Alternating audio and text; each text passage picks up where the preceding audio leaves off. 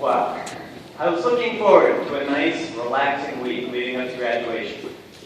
Then I found out I had a speech strike. That's a lot of news for a Monday morning. To be quite honest, though, I've actually been thinking about this for years now. For 4 years, I've wondered, what would I say if I was up there at graduation? And you know what? I never thought of a single good idea. No, not until about a week ago. Isn't it amazing? I thought about it for years and came up with absolutely nothing until last week. But really, isn't it only fitting? If there's one thing that defines our class, isn't it procrastination? All right, show of hands. How many seniors have finished an assignment the period before it was due? Now, 2 hands in the air if that period wasn't even a study hall. Well, at least we turned in those assignments. Some days, we missed things altogether. Sure, in retrospect, it seemed like a great idea to go to Subway for lunch. Who doesn't like Subway? Well, as it turned out, Mr. Billings doesn't like Subway.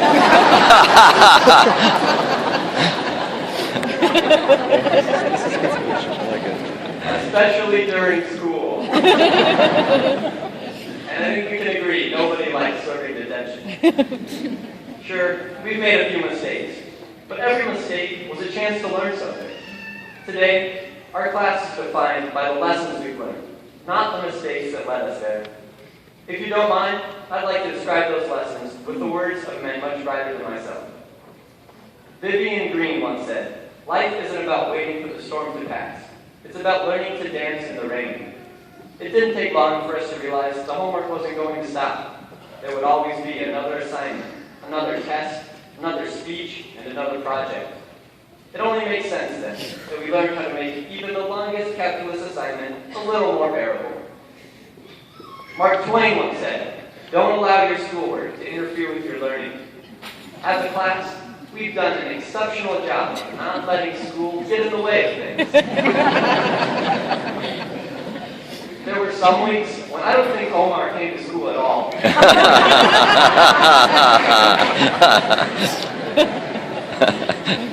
But I'm fairly certain he was learning more in Washington, D.C. than he would have in the classroom that week.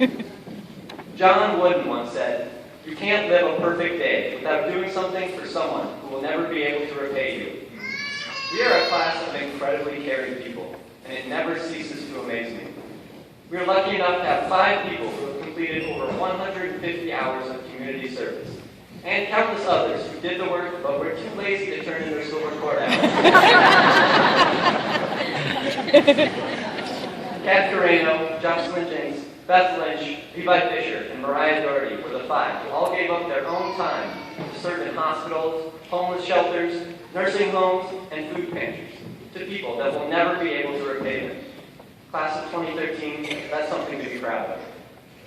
John Quincy Adams once said, "If your actions inspire others to dream more, learn more, do more, and become more, you are a leader." This past year, more than any, I've seen so many of us step up and become amazing leaders. Punit and Taylor, student body presidents. Johanna, Colby, Punit, Alex, and Cole, FCCLA officers. Omar, NHS president. Levi, Zach, and Tyler, FFA officers. Nick, Joseph, Carson, Robin, and Alicia, FCA leaders.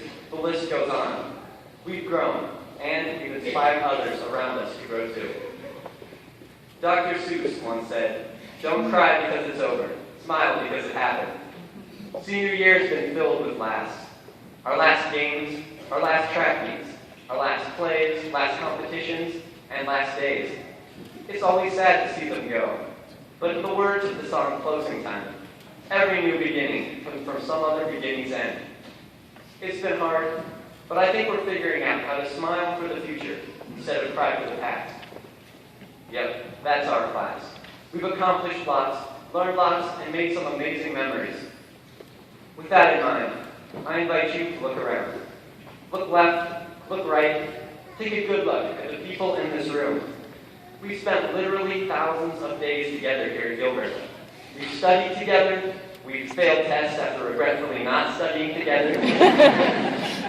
We've laughed together, we've cried together, we've gotten in trouble together, and we've accomplished amazing things together. Take another look. You see everyone? Good. Because this is the last time this group of people will ever be together again. Sure, we'll have a reunion, but things happen, and people can't make it. And really, by that time, can you even say we'll be the same people? So take a good look. But now I invite you to look elsewhere. Look at those doors back there. We didn't come here today to relive the past. No, we came here today to celebrate the future. In just a few minutes, the song 100 Years will be sung. In that song, one line always gets me. I'm 99 for a moment, dying for just another moment. It's my wish for every one of us here today that when our 100 years are up, we won't be dying for another. We'll have learned from every mistake, seized every opportunity, and made the most of every moment. There's never a wish better than this, when you've only got 100 years to live. So what's your wish? Guys, girls, classmates, friends, we've got 82 more years.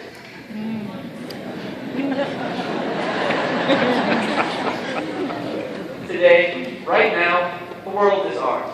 We can walk out those doors and dream anything, build anything, and become anything. We've got 82 years. How will you spend yours? Thank you.